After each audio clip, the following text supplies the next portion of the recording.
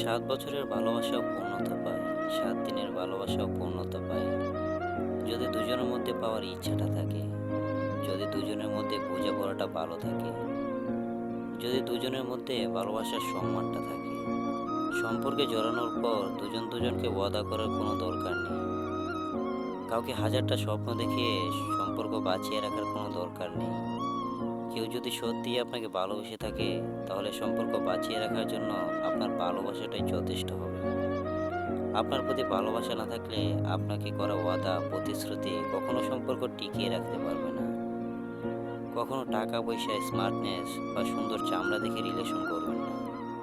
সম্পর্ক করতে চাইলে আপনার মনকে প্রশ্ন করুন, মন আপনার বিপরীতে থাকা মানুষটাকে কতটুকু চায়।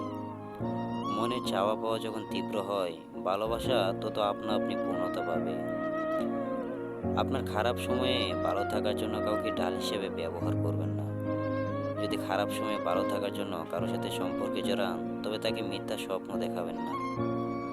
সম্পর্কটা দুজনে হালকাভাবে নেবেন, সম্পর্কটাকে হালকাভাবে উড়িয়ে দিবেন। তাহলে ভালো থাকার নামে ডিপ্রেশনে ভুগতে হবে না। সম্পর্কের পূর্ণতা ব্যর্থতা নির্ভর করে আপনাদের মানসিকতার উপর।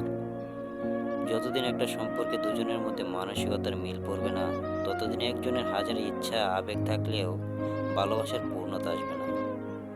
ভালোবাসাটা পূর্ণতা পাবে দুজনের ভালোবাসা, সীমাবদ্ধতা, আবেগ, ইচ্ছা, স্বপ্নের মাত্রা একই পরিমাণ হলে। তো সকলে ভালো থাকবেন, সুস্থ থাকবেন। ধন্যবাদ সবাইকে।